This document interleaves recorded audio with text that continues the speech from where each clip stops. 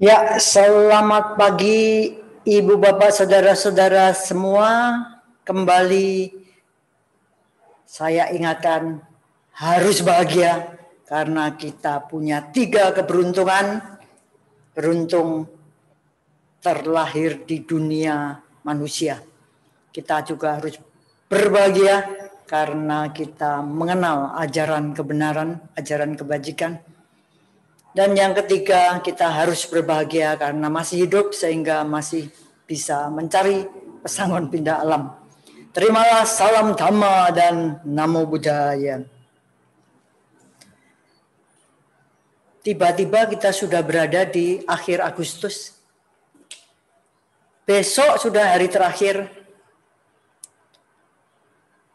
Tentu saja bulan Agustus itu bulan yang paling ciamik ya, paling hebat di seluruh tahun gitu ya. Indonesia merdeka di bulan Agustus. Terus banyak orang yang lahir di bulan Agustus. Jadi untuk mereka-mereka yang kebetulan lahir di bulan Agustus ini berarti sudah mengalami satu anicca. Apa itu? Merayakan ulang tahun. Biasanya saya katakan 1 year older, 1 year wiser, 1 year closer to death. 1 tahun lebih tua, 1 tahun harus lebih bijaksana, tapi juga jangan lupa 1 tahun mendekati kematian. Ini yang sangat menyenangkan. Kenapa? Karena kalau kita ini nggak mikir mati, maka semangat itu sulit kita bangkitkan karena merasa enak-enak pun nggak apa-apa. Tapi kalau kita mau mati, maka sangunnya apa ya? Itu amat sangat bermanfaat sehingga kita ini bisa mencuatkan, mengimpos semangat untuk melakukan berbagai kebaikan. Sekaligus juga ngecek sebenarnya pikiran macam apa tuh yang ada dari saat ke saat. Saya ini kebetulan hobinya mengamati pikiran. Jadi hari ini saya ajak kita semua untuk melihat. Kalau yang minggu lalu ada 5 poin yang bisa selalu kita introspeksi melihat ke dalam diri. Mari kita lihat kalau masih ingat atau kalau sudah lupa, bagaimana hasilnya kalau kita mengamati pikiran. Next. Apakah aku ini sering menyerah pada niat buruk? Karena niat buruk itu kepenak, nikmat, nyaman, manis. Karena kalau kita mencondongkan pikiran pada yang baik, itu berat, sulit, angel, keringat darah, air mata. Yang mana ya? 2. Apakah aku ini sering dikuasai ketumpulan dan kantuk atau kewaspadaan dan jegrik ini loh? Yang mana? Karena kadang-kadang yang namanya ketumpulan, kurangnya kewaspadaan yang kedodoran, itu hasilnya ketumpulan dan akhirnya bisa ngelemprek. Terkantuk-kantuk, kewaspadaan hilang, kepinteran hilang. Makin lama kita melihat diri kita, aku saiki kok makin goblok ya. Maka harus benar-benar kita sadari, wah enggak bisa. Ini kita harus bangkit, kita harus geregah, kita harus ubah untuk mengubah seringnya ini dibikin seringnya kebalikannya. Yang nomor 3, seringkah aku diserang keraguan sehingga mau beranjak, mau ayo melakukan karma baik. Itu kita mantap atau kita sering ya, piye ya. Seakan-akan kita punya waktu sepanjang segala abad. Amin. Next. Apakah aku sering malas? Atau aku lebih sering memaksa diri untuk bersemangat? Cek. Yang terakhir nomor 5. Seringkah aku tidak konsentrasi. Ataupun kalau kita konsentrasi, konsentrasinya pada hal yang salah. Nah ini kan konyol banget gitu ya. Jadi 5 hal ini harus kita sering cek. Kenapa toh kok mesti dicek? Kan aku kan sudah setiap minggu mendengarkan dhamma, kan sudah diingatkan. Ibu bapak saudara-saudara, seminggu itu 7 hari, 1 hari itu 24 jam, 1 jam itu 60 menit, 1 menit 60 detik. Itu pikiran itu sifatnya gelombang, sifatnya grafik, teng-tong. Jadi kita ini kalau kedodoran itu amat sangat gampang sekali. Apalagi kalau menyelipnya ketumpulan, menyelipnya kedodoran, kelalaian, kesembronoan. Tuang, itu tiba-tiba sudah kita terperangkap. Maka untungnya kehidupan ini seperti yang sudah kita hafal bersifat anicca, bersifat berubah. Jadi kalau pas kita berubah turun, ya dinaikkan lagi. Kalau kita sudah tinggi, ya dibikin lebih tinggi lagi. Dengan cara gitu kemajuan kita untuk pesangon pindah alam itu otomatis terjaga, terjamin.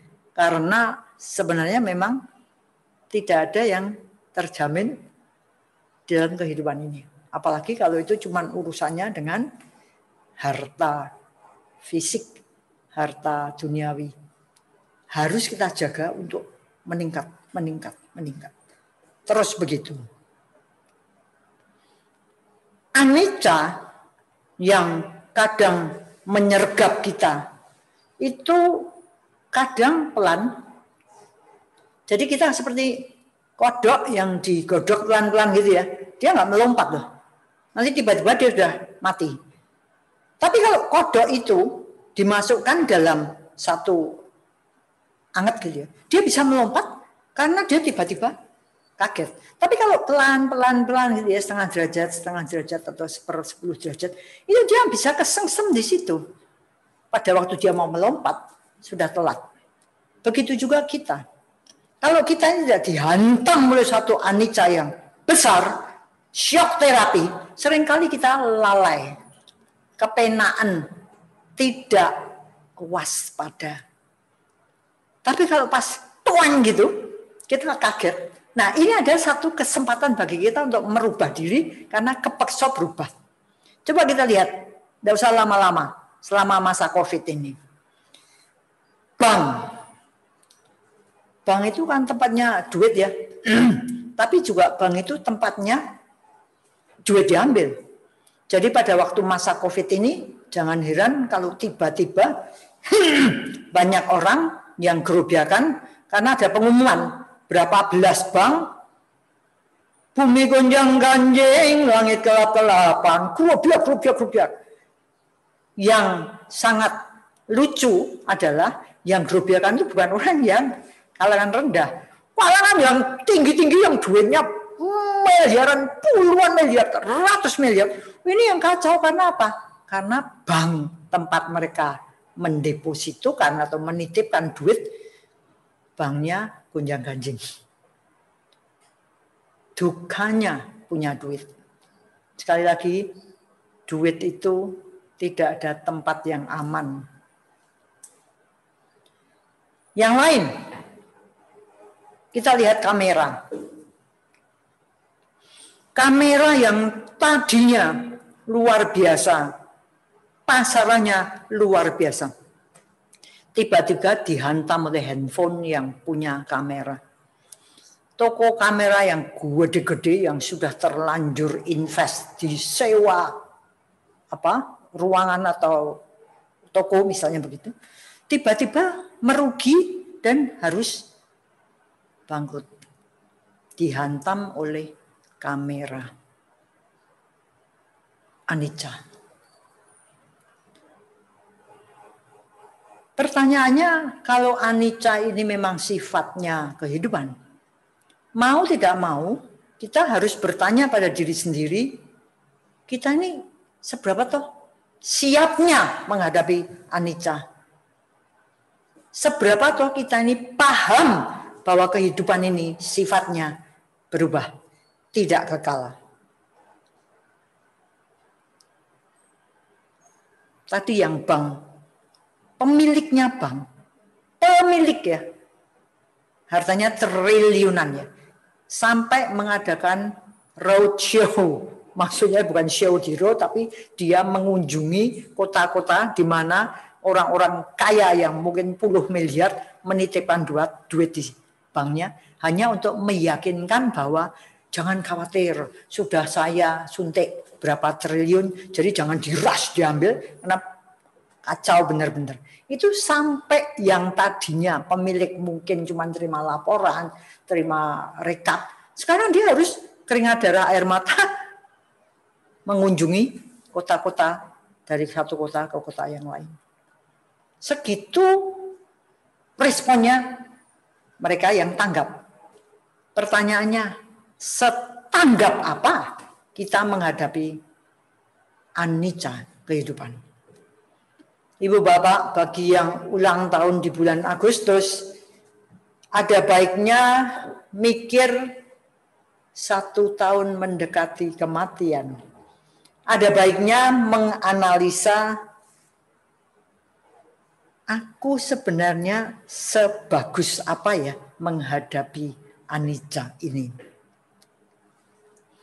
Mumpung kita masih hidup, jadi apa enggak sebaiknya kita mulai melihat aku termasuk di dalam kelompok yang mana, kalau seandainya ada kelompok-kelompok yang bisa kita amati. Next.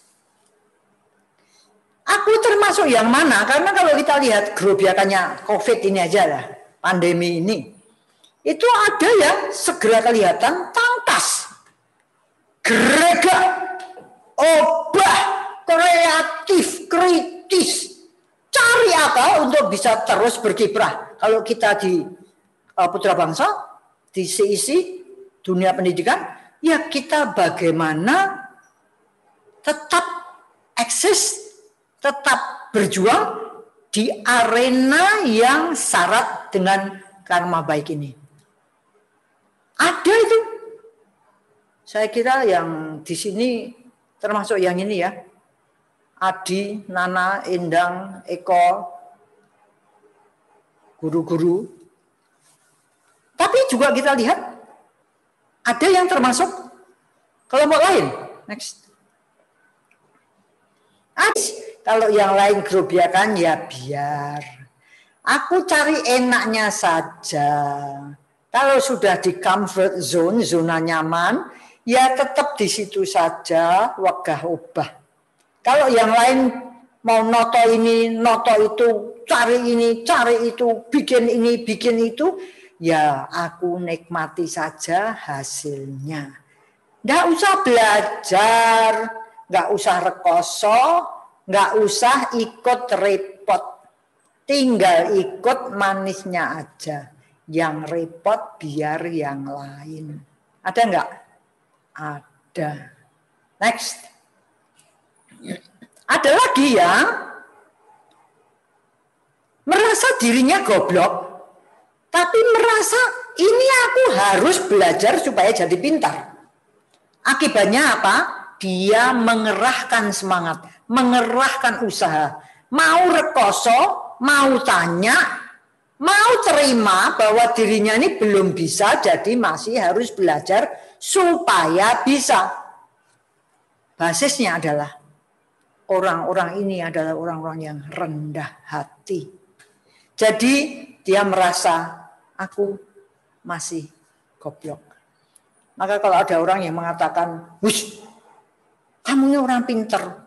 Kalau saya ngomong, enggak, saya orang goblok, tapi saya akan jadi pinter karena saya mau belajar. Kalau orang itu sudah merasa aku pinter, jangan-jangan sudah stop saja usahanya. Enggak usah ada. Next. Ada juga yang dari goblok tetap goblok. Goblok sepanjang segala abad, amin. Karena dia takut dianggap goblok, akibatnya tidak mau terlibat dalam proses belajar.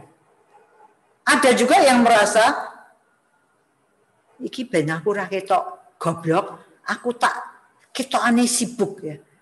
menghilang dengan cepat, menghindar dari tanggung jawab.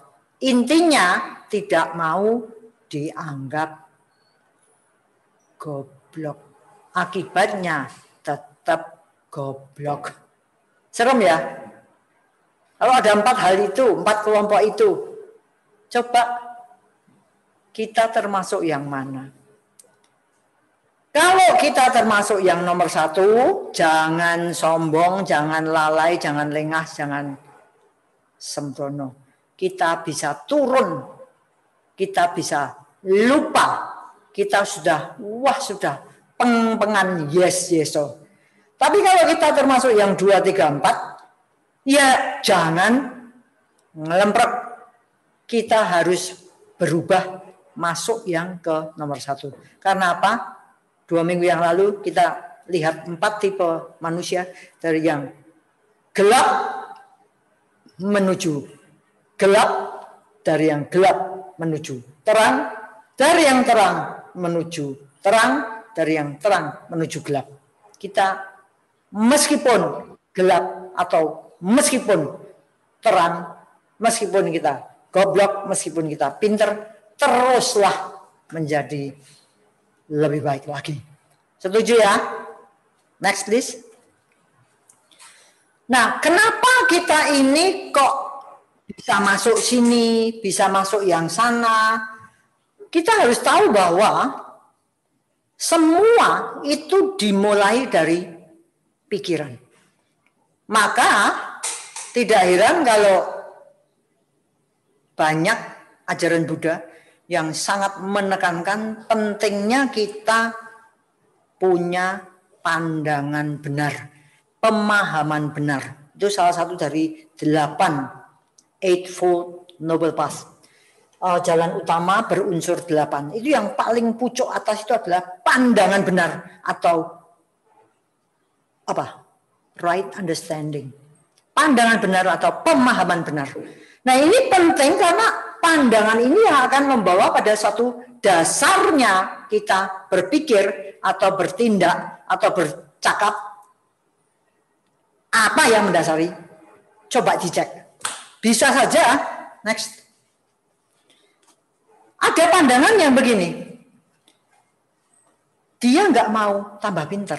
Karena aku tambah pinter, aku kok tambah gawean. Aku kok tambah repot.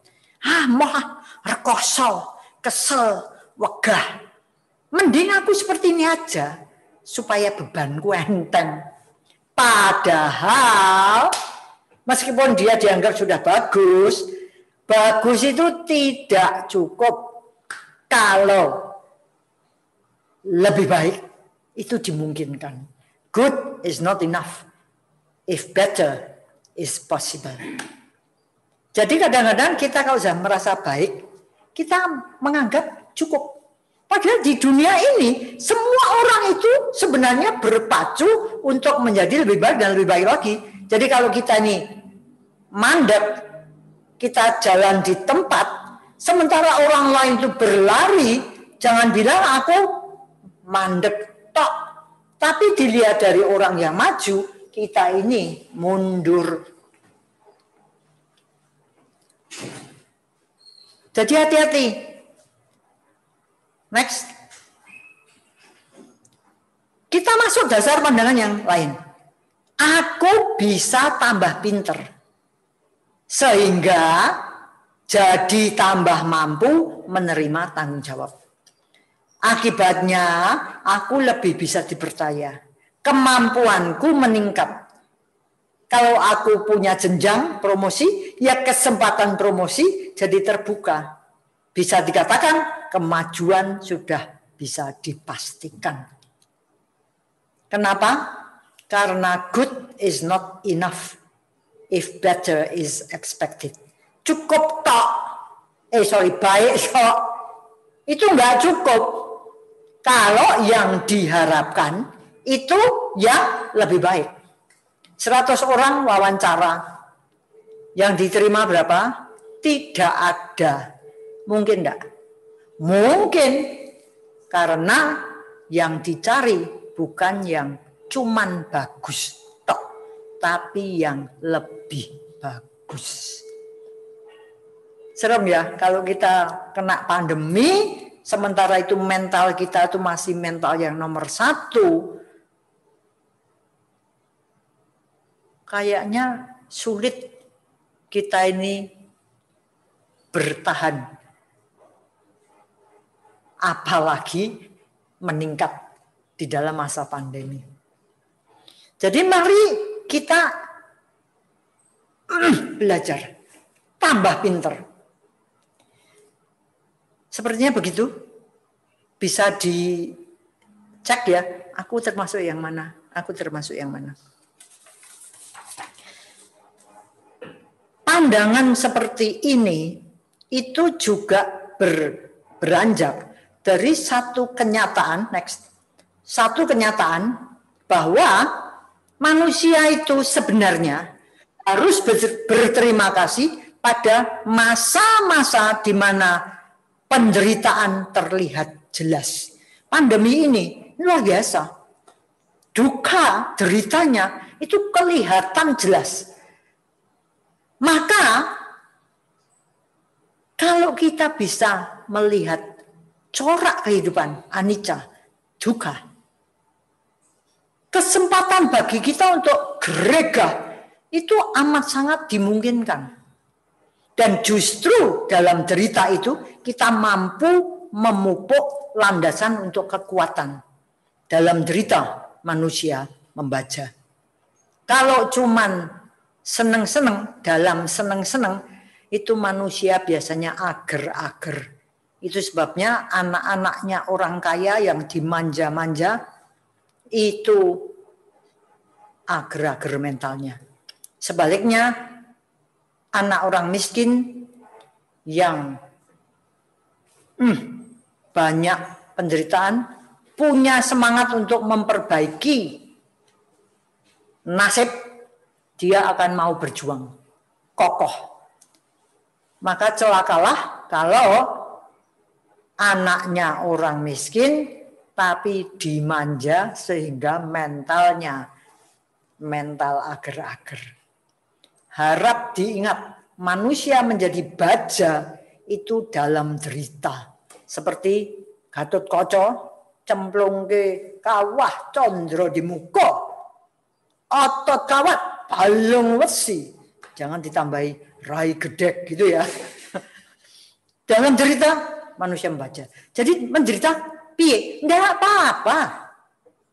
Ayo cah, ayo nak, ayo mas, ayo bu, ayo pak, kita memperkuat diri. Ayo, gojleng, geregah, obah, geregah, obah, geregah, obah. Karena dalam derita enggak apa-apa. Manusia justru membaca. Berterima kasihlah pada COVID. Berterima kasihlah pada kondisi keuangan yang turun. Karena kita terpaksa konsolidasi. Next. Ini satu kata-kata yang saya ambil dari Seci ya. Ada buku mereka berikan kata-kata bijak itu oleh Master Senjian. Ya. Dalam masalah manusia bertumbuh menjadi lebih bijaksana. Jadi kalau orang itu nggak pernah punya masalah, kenapa? Karena diselamatkan oleh orang tuanya, anaknya jangan sampai kena masalah. Biasanya begitu ya. Kalau orang tua lihat anak, aku dek ben wis rekoso, jo sampai anakku rekoso, kaya aku. Ini pandangan yang salah banget. Karena anak itu harus pernah merasakan penderitaan, harus pernah merasakan masalah. Tetapi di dalam penderitaan, di dalam masalah, didampingin supaya dia mempelajari maknanya masalah itu. Punya pengalaman untuk berproses keluar dari masalah. Jangan anak ini dibiarkan ngelemprek, putus asa, loyo, lemah dan sebagainya, karena kita biarkan dia menderita, itu kejam ya. Tapi kalau kita kasih, biar menderita, enggak apa-apa, supaya dia mau ubah. Ibaratnya kalau dicegur kayak lapang kolam renang, dia bisa jeblok. Tapi jangan dibiarkan sampai dia mati. Ya, dalam masalah, kasih masalah, biarin punya masalah. Masalah mau apa? Ayo dicoba. Kamu coba dulu. Jangan terus cepat-cepat ditulungin. Karena tidak ada pelajaran kehidupan yang dipelajari anak, sehingga dia tidak akan bisa lebih bijaksana. Dalam derita manusia membaca, dalam masalah manusia bertumbuh menjadi lebih bijaksana. Nah, sekarang dalam kondisi kepepet, manusia itu jadi sakti, kreatif, mau cari akal. Maka berterima kasihlah pada kondisi COVID seperti sekarang ini. Kondisi banyak orang kepepet. Tapi jangan heran ya, kalau tiba-tiba orang, saya pinter masak ya. Tadinya ngiris wera, iso. Oh sekarang saya bisa kok. Kenapa? Saya bisa belajar dari YouTube. Ada masalah, gangguan?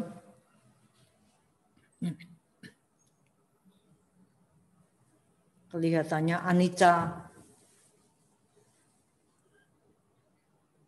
Ya, dalam kondisi kepepet, manusia jadi sakti, kreatif, mau cari akal. Kok blawur? Wah, diapain? Ini kan dalam kondisi kepepet karena banyak orang yang nonton. Jadi kalau enggak cepat-cepat, waduh, komplain banyak. Ini kelihatannya sudah mau Anica nih. Toeng, apanya yang mau Anica? Oh, kameranya. Katanya Adi, kameranya sudah mau Anica. Ada yang mau menganicakan kembali, mau berdana. Oh, umurnya baru berapa? Oh, baru 8 tahun. Jadi masih kecil ya. Kalau dunia teknologi itu sudah uzur, sudah tua Bangka Belitung. Oke, next. Yang keempat, dalam kesempitan ada kesempatan. Saya senang kata-kata itu ya. Karena ada orang yang melihat sesuatu, itu dia lihatnya kesempatannya, bukan sempitnya. Mumpung ada kesempatan, aku ambil. Supaya aku punya simpanan kebajikan. Mumpung ada kesempatan, aku ambil. Supaya aku punya pesangon pindah alam. Jadi apapun juga, itu dia ambil sebagai kesempatan. Bukan yang kelihatan itu kesel, rekoso, megah. Wah, kesel. Itu sebabnya kalau ajaran Sang Buddha selalu banyak sekali ditekankan semangat. Karena tanpa semangat, kita sulit menganicakan kondisi yang buruk menjadi kondisi baik. Bagus ya, dalam derita manusia membaca. Dalam masalah manusia bertumbuh menjadi lebih bijaksana. Dalam kondisi kepepet, manusia jadi sakti, kreatif, mau cari akal. Dalam kesempitan ada kesempatan. I-nya dibuang jadi A. Sempit jadi sempat. Oke. Next please.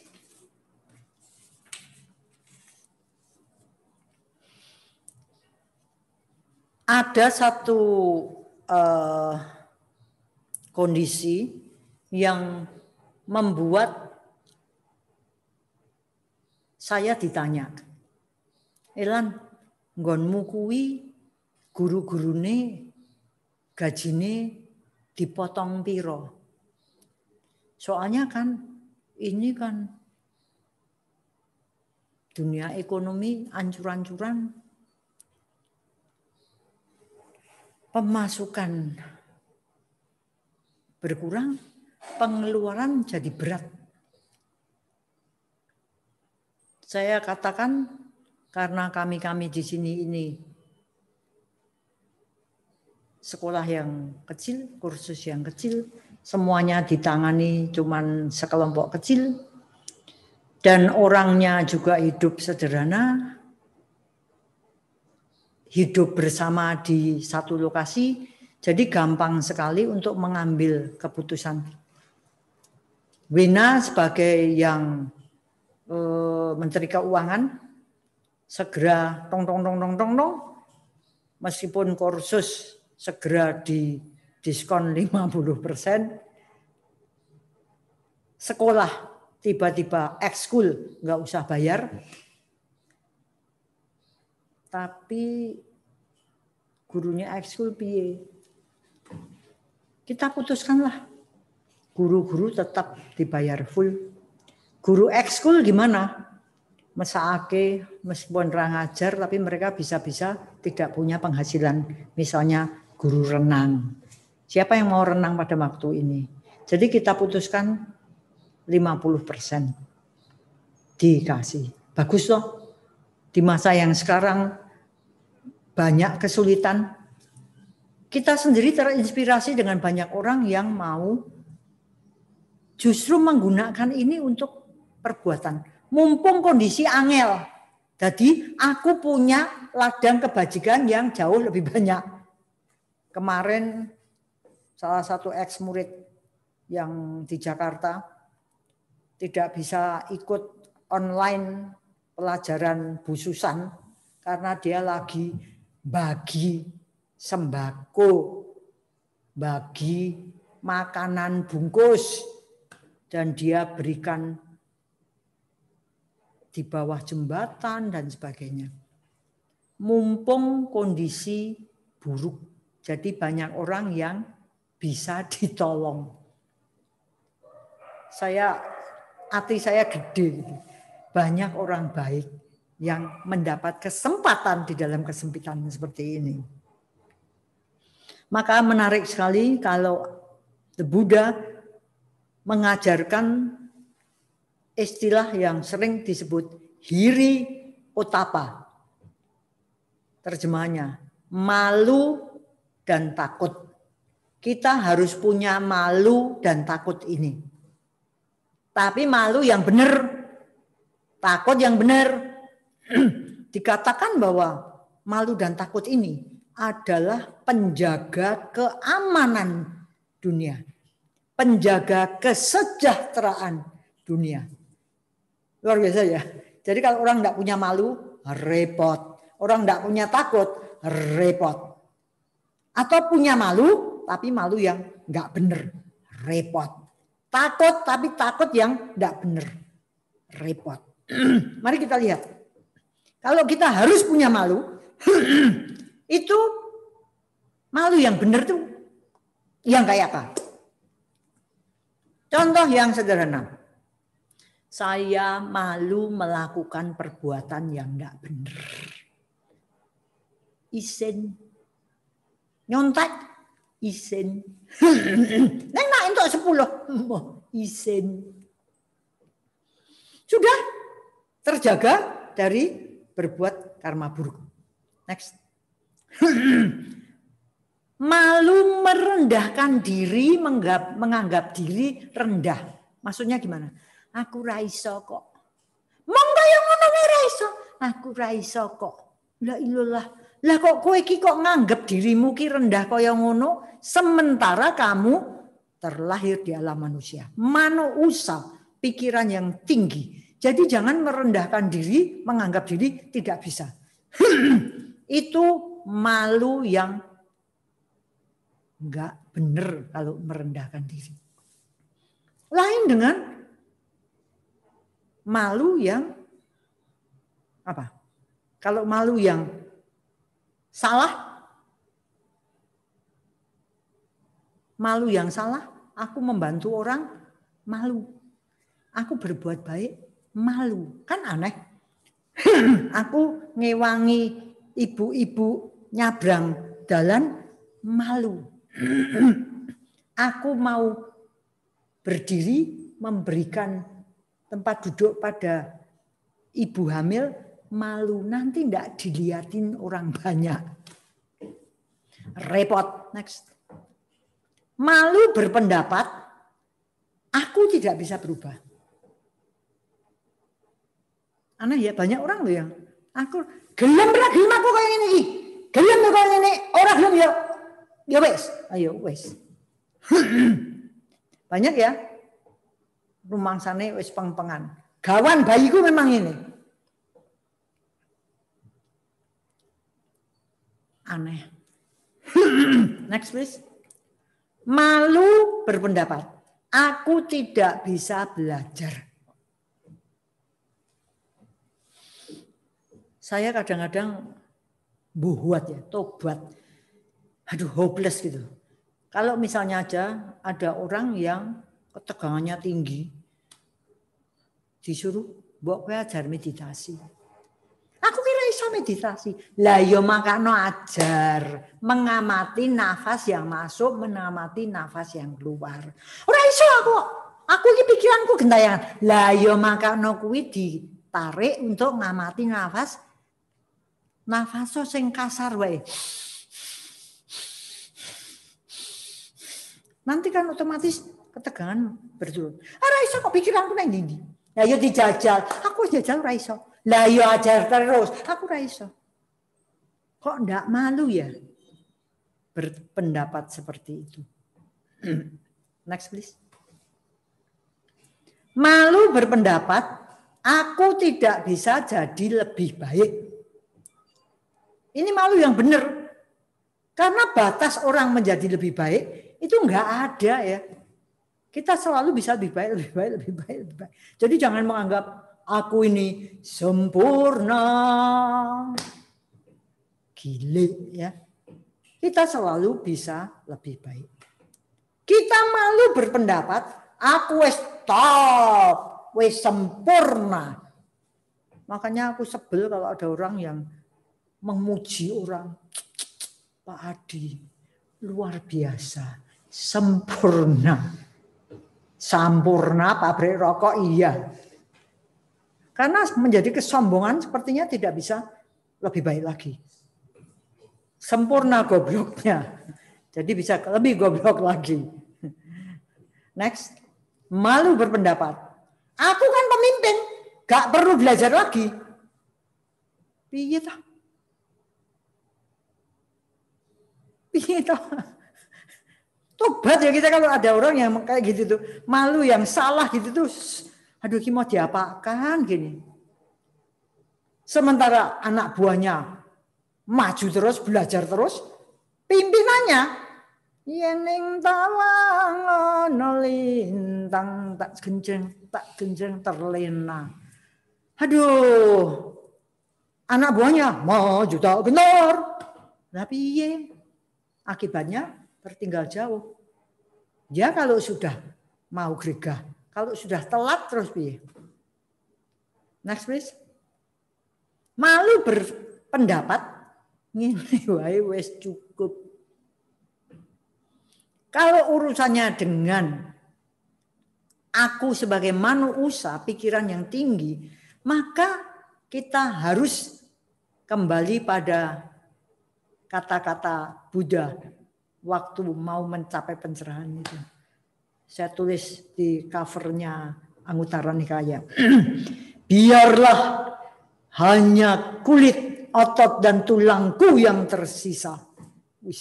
Biarlah darah dan daging di tubuhku mengering. Namun aku akan terus berjuang untuk mencapai apapun yang bisa dimenangkan oleh kekuatan manusia, energi manusia, usaha manusia. Jadi piye caranya berusaha untuk lebih baik. Itu luar biasa semangatnya. Didorong dengan malu yang benar. Tapi bukan terus jadi begitu serakahnya sampai ketegangan sidone ambruk. Lali istirahat, lali kedep di depan komputer sampai mabuk komputer. Malu berpendapat ngene wae. Wis, aku wis hebat. Itu malu yang benar. Gimana dengan takut? Takut juga gitu. Kalau kita takutnya takut yang salah, repot. nggak punya takut, repot. Kita harus punya takut. Tapi takut yang benar. Takut pada buah karma buruk. Aduh, banyak kisah-kisah yang saya anggap, aduh, gitu ya. Mungkin kisah saya sendiri juga, aduh gitu. Apa? Kita melakukan karma buruk dan kita bayarnya itu sepanjang segala abad amin. Contoh, berusaha menggugurkan anak karena pacar saya hamil di luar nikah, padahal saya masih sekolah, padahal orang tua saya tokoh agama, kok pacarku hamil misalnya. Gugurkan. Si janin itu kekuatannya untuk lahir di jadi anaknya. Kuat banget, mau di apa, enggak bisa. Akibatnya apa? Lahir cacat. Aduh, punya anak cacat, ibu bapak, itu luar biasa deritanya. Meskipun bisa kita anggap guru kesabaran, tapi penderitaan itu banyak banget.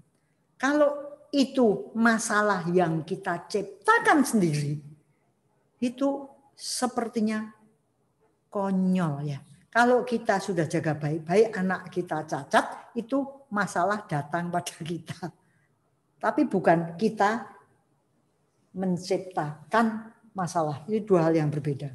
Seberapa toh kita ini sering menciptakan masalah karena lalai, karena kesadaran, kedodoran, karena malas, karena tidak tahu malu yang benar, dan tidak tahu takut yang benar.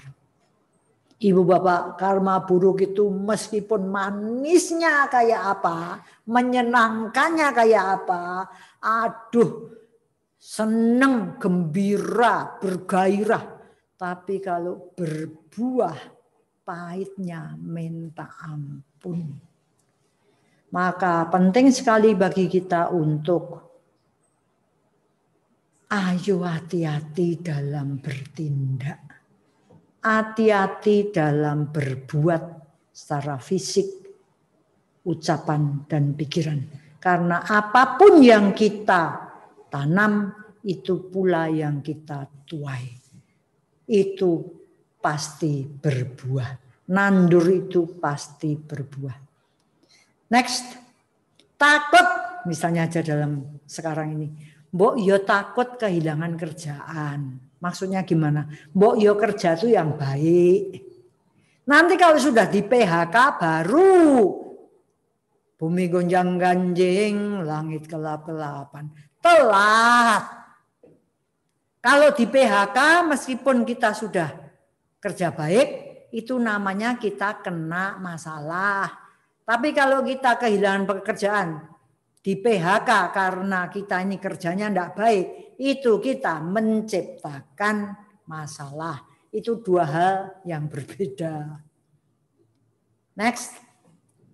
Takut kehilangan kesempatan melakukan kebaikan. Ibu bapak, kalau satu pekerjaan disebar, siapa yang mau? Jarang loh. Ruangan kok kotor ya, siapa yang mau membersihkan? Jarang loh. Cuman sedikit orang ya, saya mau. Kita semua lihatnya, sok. Atau beneran, karena aku tidak perlu membersihkan. Makanya kalau ada orang yang hobinya melakukan kebaikan, dia harus punya rasa kegembiraan. Aku menggunakan kesempatan. Aku merebut kesempatan. Aku menghampiri kesempatan. Jadi jangan kesenangan kalau ada sesuatu karma baik yang ditawarkan dan kita menganggap aku mau. Karena kita kehilangan kesempatan melakukan kebaikan. Lucunya kebanyakan orang mau ngunduhnya manis. Tapi untuk keringat darah air mata tidak mau. Aneh ya. Maka takutlah kehilangan kesempatan melalui kebaikan. Yang lucu, kami kalau menerbitkan buku itu halu-halu. Biasanya Wena halu-halu. Kita akan menerbitkan siapa yang mau ikut berdana mencetak. Dulu itu ditangani oleh orang Jakarta yang namanya juga Lani gitu ya. Dia ini kalangan atas, jadi temannya banyak yang kaya duit. Jadi kalau cari siapa yang mau berdana mencetak buku Dhamma gitu, cepat banget. Mau cetak berapa? 2.000. Aku tak tutup kabeh. Sama yang namanya Lani itu, Lani Widya itu dia ngomong, enak aja, nggak bisa. Semuanya kamu ambil, orang lain nggak dapat kesempatan. Saya diceritain ketawa kepingel-pingel. Ini orang ya gila loh. Ya toh, kebanyakan orang didanai jebruk gitu kan, selesai tugasnya. Tapi dia ngomong enggak. Orang lain yang bisanya dana 10 buku, yang bisanya dana 20 buku, 1 buku, kehilangan kesempatan. Nggak bisa, nggak boleh. Kamu separuh aja, yang separuh biar orang lain. Lucu ya. Ini pola pikir bahwa sebenarnya kita ini harusnya ngejar kesempatan melakukan kebaikan. Karena bisa-bisa sudah direbut sama satu orang yang ngerti bahwa ini karma baik yang besar bobot nilainya. Kabeh ra gelem tak pek. Jadi mari kita takut kehilangan kesempatan. Cepat-cepat kita harus mencari kesempatan. Ya, jangan kalah cepat sama orang yang tangkas dalam melakukan hal-hal berguna. Next please. Takut kalau kita ini cuma makan makanan sisa. Artinya apa? Ibu bapak saudara-saudara, ada satu bacaan yang mengatakan, kembali ya, nggak tahu ini benar atau nggak benar ya, karena kita boleh nggak percaya. Tapi dikatakan di situ bahwa 1/7 dari buah yang kita harusnya dapat itu berbuah dalam satu kehidupan, lainnya disimpan untuk yang akan datang. Jadi kalau kita ini pelit, tapi kalau kita kaya, itu karena kita mengambil buah kehidupan lampau. Jadi jangan heran kalau ada orang pelit, tapi kalau hidupnya enak-enak. Katanya kalau supaya jadi kaya harus banyak dermawan. Nanti dulu. Ini orang jahat, kok enak-enak ya hidupnya? Nanti dulu, karena belum berbuah. Dia cuman makan makanan sisa. Dia ini kok enggak pernah ketangkep ya? Padahal kriminal. Nanti dulu, karena belum waktunya. Sementara ini dia masih selamat karena masih makan makanan sisa. Next please. Takut terpeleset dalam kemalasan. Ibu bapak, kalau orang sudah malas itu sungguh sulit. Makanya harus gregah, obah. Ya. Nenek saya dulu selalu ngomong, aja wedi rekoso. Ora nenek, ora mamah, nek tangan isik gelem obah. Bagus ya. Semuanya pakai hah gitu. Ora nek ora mamah, nek tangan isih gelem obah. Kalau orang sudah terpeleset dalam kemalasan, matilah dia. Maka kita harus takut terpeleset dalam kemalasan. Next. Takut kecebur dalam kebiasaan berkarma buruk. Kembali. Laknat itu nikmat. Kalau sudah pelan-pelan cuek, direnggut dalam kebiasaan berkarma buruk, habislah kesempatan kita untuk mati dan pindah alam ke alam bahagia. Serem ya, maka kita harus punya malu yang benar, takut yang benar. Itu kan teorinya, gitu ya. Sekarang coba kita periksa. Kebetulan saya juga ulang tahun besok. Jadi kalau ulang tahun biasanya saya selalu merenungkan, menganalisa, memeriksa kembali aku setahun iki wis ngopo wae ya. Itu sebabnya bersama dengan Pak Aven yang ulang tahunnya sama, biasanya berkarma baik kriya dengan mengadakan dhamma kelas ya. Tapi karena sekarang ini tidak ada ya, saya pakai dhamma di sana ini, dhamma talk ini untuk kembali merenungkan setahun ini aku ngapain ya. Karena kami ini hidup di dunia pendidikan, saya mau meriksa kehidupan saya. Tapi ibu bapak tentu saja harus meriksa kehidupan ibu bapak sendiri. Pandemi datang, next. Sebenarnya terus piye toh? Ada dua pilihan, mau ngelemprek, patah semangat, kacau, mengeluh, duitnya kurang, pengeluaran bertambah, pemasukan menyusut, ngelemprek, patah semangat, kacau, mengeluh, ABCDEFG, atau kita bisa milih gregah, dong, obah, cari akal untuk keluar dari masalah. Ini modelnya kayak dalam. Bumi gonjang-ganjing, langit gelap-gelapan. Wah, gregah, obah, cari akal keluar dari masalah. Dong. Ya memang rumusnya harus gitu. Jangan gregah. Ayo obah. Jadi bangki ya golek akal biar keluar dari masalah. Kan harus lemah lembut. Gregah, obah, cari akal. Pakai semangat. Pakai pikiran yang cerdik, tajam. Bukan pikiran yang tumpul dan ke arah kantuk. Toeng. Bisakah? Bisa. Karena kita milih yang kedua, gregah, obah, piye cari akal untuk keluar dari masalah, maka hasilnya pun jelas. Saya ajak pameran yuk. Hasil gregah dan obah ini. Yang jelas pikiran diutamakan. Guru-guru diberdayakan melalui pelatihan-pelatihan. Kemarin baru kita ngundang Dr. Susan yang pinternya Sundul Langit. Sundul pian ya, karena di atas langit masih ada langit. Kenapa? Karena yang goblok tiba-tiba mengalami kemajuan signifikan. Contohnya yang teknologi nggak bisa, mau belajar. Pak Adi ya terpaksa harus melatih.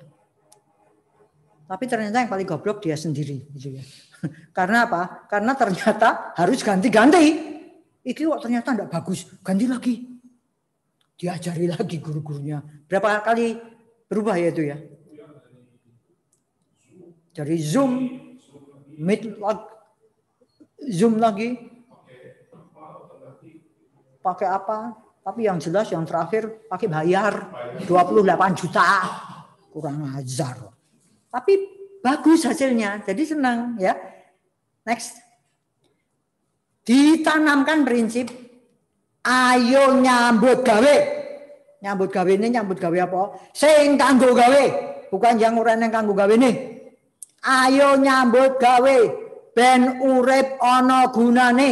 Itu dipakai sebagai kaosnya panti apa itu yang mengurusi orang-orang yang depresi dan agak mentally disturbed itu Bu Ninik Mahar itu. Dibikinkan kaos sampean ya. Tapi ini prinsip ini bagus sekali. Kami selalu ngomong ayo jangan menentok gregah obah nyambut gawe sing kanggo gawe. Jadi artinya apa? Sing ora kanggo gawe ora usah dilakukan. Contohnya aku ki dadi wong kok baperan lho. Coret, buang wae, rasa di ladeni, rasa dikembangkan, rasa dituku. Stres, Ayo menyat. Kursine kae yo dilapi. Mejane diganti plastik. Depresi ora usah. Wis ayo mlayu. Jalan pagi. Merasa tidak berdaya, rasa ayo ajar. Sedih, rasa sedih ayo. Ayo guyu. Guyu maneh. Rada edan, tapi lama-lama sedihnya berkurang karena ada kegembiraan yang dibangkitkan. Bingungnya apa? Coba ayo saiki yang step by step. Gregah, obah, pokoknya gregah, obah. Ora-orane nek ora-orane ora mamah, nek tangan isih gelem obah. Itu nenek saya memberi nasihat waktu tahun 65, kita nggak punya duit itu. Wah, simak dengan Gatot Kaca Bimo. Ayo gendang, ceket. Kae diresi. Gulane di apa jenenge? Timbangi. Gawe rati. Ora-orane ora mamah. Nek tangan isih gelem obah. Wah. Lagunya apa? Maju tak gentar, bangun pemudi-pemuda, bangun orang yang tua bangka, semuanya bangkit. Ya, next please. Dicari teknologi yang bisa membantu, coba-coba dan gagal, nggak apa-apa. Terus berjuang, terus cari, adakah yang lebih baik? Itu yang menyebabkan kita ganti sini, ganti situ gitu ya. Fasilitas terus berubah menjadi lebih baik. Alhamdulillah, puji Tuhan, haleluya, bawatu sabamangala. Next, cepat aja. PB itu sekolah swasta yang kecil dan yayasannya dipimpin oleh orang-orang yang hidup di area sekolah. Jadi keputusan bisa diambil seketika. Yayasan menopang penuh niat baik guru sehingga tidak ada alasan untuk takut mencoba, takut memberi usulan. Aneh ya kalau orang mau nyoba aja takut. Aku nek salah, ya kowe salah dhisik berarti jajal. Kalau kamu nggak pernah mau salah, berarti nggak pernah mau mencoba. Terus majune piye? Kemudian apa? Kita bikin beberapa studio kelas. Mahal, gak apa-apa. Harus beli banyak peralatan online, gak apa-apa. Kita punya sahabat-sahabat baru, yaitu ojol, ojek, Mas apa? Mas Taufik. Sudah jadi huping ya. Konco apik karena selalu ada ting dong. Next, pelayanan guru terhadap siswa tetap optimal. Itu aja masih diomelin orang tua. Jadi jangan sampai tidak ada omelan, tidak bagus. Tiap hari ada tatap muka virtual dan ada aplikasi khusus untuk tugas yang bisa langsung dikoreksi oleh guru. Pokoknya canggih. Kalau mau tepuk tangan, boleh tepuk tangan. Next. Kegiatan wihara ikut mengambil hikmah. Ada kebaktian online, ada Dhamma Talk online seperti sekarang ini. Itu juga hasil dari Gregah Obah ini. Next. Pembangunan di sana sekolah kampus 2 terus berlanjut. Lapangan basket sudah dibikin, ada atapnya. Aula yang disebut aula kosa sudah punya atap, sekarang sedang membuat toilet dan gudang. Para pendana tentu happy karena benih yang ditanam tidak sia-sia. Meskipun kepepet, meskipun musibah, pandemi, derita, angel, sempit, tetap kebaikan tumbuh dan berkembang subur. Jadi senang ya. Ciwena jadi dokter anjing handal. Ceritanya punya anjing 5. Yang 3 masih muda. Nakali setengah mati. Yang 2 sudah tua. Umurnya di atas 13 tahun. Yang Hotu sudah buta tiba-tiba. Nah ini karena diabetes, Ciwena menghadapi Anica. Dibantu dengan asistennya, Dr. Endang ya. Jadi Ciwena sama Ci Endang jadi dokter anjing handal, belajar nangani Hotu yang buta. Endang dan Wena sekarang bisa nyuntik, kasih diet, punya jadwal dan data, peka terhadap gonggongan. Kalau guknya kayak gini itu minta pipis, guknya gini lapar, guknya gini minta ditemenin, guknya gitu minta pindah tempat, guknya gitu kasurnya dia dihuni oleh tiga darah pendekar itu. Jadi dunia binatang kedatangan ahli yang peduli. Dan yang luar biasa, Ciwena membeli alat ngecek darah diabetes. Harganya 3 juta saja. Supaya HO2 tidak diambil dari sini. Karena kalau dicetik pakai itu cuma sangat sedikit. Setetes, seperempat tetes kecil sudah tidak bisa diukur. Hari ini, pagi ini berapa kadar gula darahnya. Tidak cuma itu saja, dalam fase pandemi ini, si HO2 membuat jasa kebajikan.